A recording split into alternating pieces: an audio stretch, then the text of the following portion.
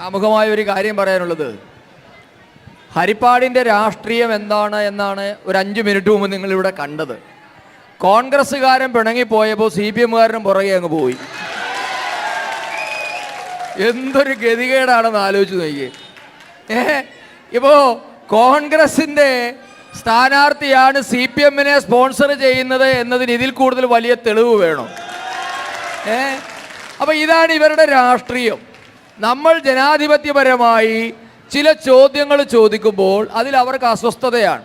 ഇപ്പം സാധാരണ നാട്ടിലൊരു ചൊല്ലുണ്ട്, ഉത്തരം മുട്ടുമ്പോൾ കൊഞ്ഞനം കാട്ടുക എന്നുള്ളത്. അതല്ലേ നമ്മളിവിടെ കണ്ടത്. സത്യത്തിൽ എന്തിനാണ് ഞാൻ വന്നപ്പോൾ മുതൽ ശ്രദ്ധിക്കുകയാണ്, വളരെ ഹീറ്റഡ് ആയിട്ടാണ് സംസാരിക്കുക. അതിൻ്റെ ഒരു ആവശ്യം ഇവിടെ ഉണ്ടായിട്ടില്ല. അപ്പം നമ്മളിവിടെ വന്നത് ഹരിപ്പാടിൻ്റെ പ്രശ്നങ്ങൾ ചർച്ച ചെയ്യാനാണ്. സ്വാഭാവികമായും 25 വർഷമായി ഹരിപ്പാടിനെ പ്രതിനിധീകരിക്കുന്ന MLA-ക്കെതിരെ ചോദ്യങ്ങൾ ഉണ്ടാകുന്നത് സ്വാഭാവികമാണ്.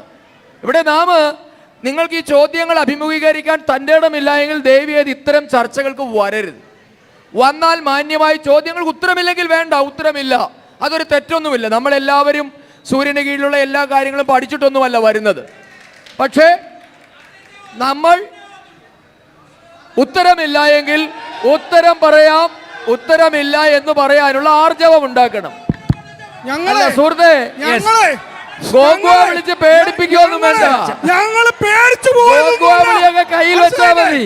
മനസ്സിലായില്ലേ? ഗോകുവ വിളി കയ്യിൽ വെച്ചാൽ മതി. അത് കോൺഗ്രസ്സുകാരുടെ അടുത്ത് നോക്കിയാൽ മതി. ഗോകുവ വിളി ഇങ്ങോട്ട് വേണ്ട. ഞങ്ങളെ പേടിച്ചു പോയതൊന്നുമല്ല, ഇവിടെ തന്നെ ഉണ്ട്. ഞങ്ങൾ ഇവിടുത്തുകാരാ. പേടിക്കില്ല, ഒരുത്തരം പേടിക്കില്ല കേട്ടോ, ഒരുത്തരം പേടിക്കില്ല കേട്ടോ. അവിടെ ആരും പേടിപ്പിക്കുന്നത് ഞങ്ങൾ പറയണ്ട കേട്ടോ. ഒരുത്തരം പേടിക്കില്ല, ഞങ്ങള് ഇവിടുത്തുകാരാ, ഞങ്ങള് ഹരിപ്പാട്ടുകാരല്ല. ആരും പേടിപ്പിക്കൊന്നും വേണ്ട. ജനം TV എന്ന് പറയുന്ന BJP-യുടെ ചാനല് വിളിച്ചിട്ട് ഞങ്ങൾ മാന്യമായി വന്നവരാ. ഇവിടെ പ്രശ്നം ഉണ്ടാക്കിയത് BJP-ക്കാരാ. മര്യാദ കാണിക്കണം, മര്യാദ, രാഷ്ട്രീയ മര്യാദ. വിളിച്ചു വരുത്തിയിട്ട് അപമാനിക്കരുത്, വിളിച്ചു വരുത്തിയിട്ട് അപമാനിക്കരുത്. ശ്രീ ദീപു എല്ലാവർക്കും മാന്യമായിട്ട് ശരിയായില്ല. പിന്നെ ഓഡിയൻസ് ഒരാൾ മറുപടി പറയുമ്പോ സ്ഥാനാർത്ഥിയുടെ